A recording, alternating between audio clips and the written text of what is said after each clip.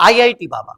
ये नाम तो आपने काफी सुना ही होगा, और सुना भी क्यों ना हो, क्योंकि ये महाकुंभ से निकला वो कोहिनूर था जिसको दुनिया ने अपने सर आंखों पर बिठा रखा था, या यूं कह लीजिए कि सर पर ताज की तरह सजा रखा था। लेकिन क्या आपने कभी ये जाना, या किसी इंटरव्यू में आपने किसी ने ये देखा कि क्या आईआईटी बाबा को एक मंत्र का भी ज्ञान है? हाँ या ना, ये जरूर बताइएगा। लेकिन उससे पहले आपको बता दें, आईआईटीएन बाबा आजकल बहुत ज्यादा वायरल हो रहे हैं, और इस बार वायरल वो अपनी किसी वजह से नहीं हो रहे हैं, बल्कि इस बार वायरल वो इस बात से हो रहे हैं कि इस बार उनकी धुलाई हो गई है, यानी कि उनको धो दिया गया है। हाँ, आपको बता दें, आईआईटीएन बाबा नोएडा सेक्टर 26 में एक मीडिया सेंटर में गए और डिबेट के लिए उनको वहां पर बुलाया गया था। उन्होंने काफी अच्छी चर्चा भी की शुरुआत में, लेकिन जब कुछ देर बाद उनके सामने साधु संत महात्मा आने लगे और बैठने लगे डिबेट करने के लिए, तो वो उठकर वहां से जाने लगे और कहने लगे कि मुझे ये डिबेट नहीं करना है। एंकर ने उनको समझाया कि आप बैठिए, अगर आप वास्तव में संत हैं तो संतों से बात करने में क्या जा रहा है, लेकिन अगर आप पाखंडी हैं तो आप इस कार्यक्रम को छोड़कर जा सकते हैं। अब आप बताइए कि बाबा, आईआईटी बाबा, वो संतों से बात करने में क्यों हिचकिचा रहे थे? क्या समस्या हो सकती है? अगर वो बाबा हैं, अगर वो संत हैं, और उन्होंने यहां तक भी कहा है कि वो स्वयं शिव हैं, वो कल्कि हैं, उनका इंस्टाग्राम हैंडल भी कल्कि वर्ल्ड से फेमस है।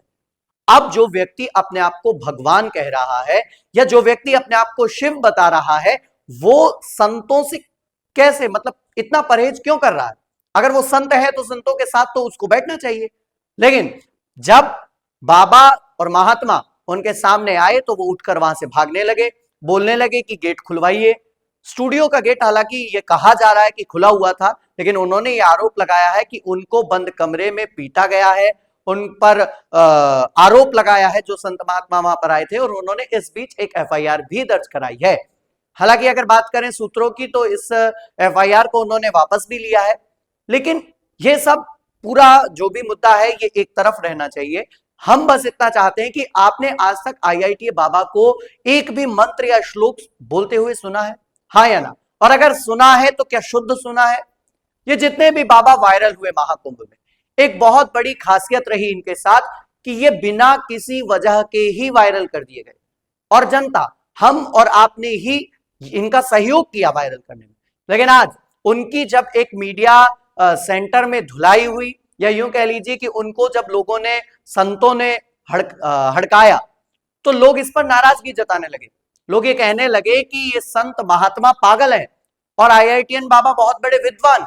आपको बता दें, वेदमूर्ति नंद जी महाराज, जिन्होंने वेदों का अध्ययन किया है, शास्त्रों का अध्ययन किया है, और वो उनके सामने जैसे ही पहुंचे तो आईआईटीएन बाबा को ऐसे कह लीजिए कि उनके पैरों तले से जमीन खिसक गई हो, वो वहां से उठ के भागने लगे।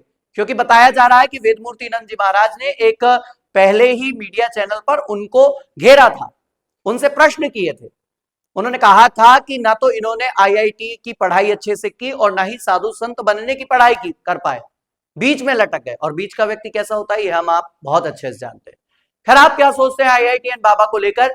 क्या उनको इस प्रकार से वायरल हमें करना चाहिए था? और अगर करना चाहिए था तो क्या थी वो बड़ी वजह जिसके कारण आज वो इस प्रकार के विवादों में फंस चुके हैं? आप क्या सोचते हैं? क्या वो इसी लायक है कि उनकी धुलाई की जाए? क्योंकि मैं नहीं मानता इस बात को कि जिस व्यक्ति ने वेदों का अध्ययन नहीं किया, शास्त्रों का अध्ययन नहीं किया, जिसको सनातन के सा का मतलब नहीं पता, उसको हम आईआईटीएन बाबा कहें। आप क्या सोचते हैं इस मुद्दे पर? जरूर बताइएगा।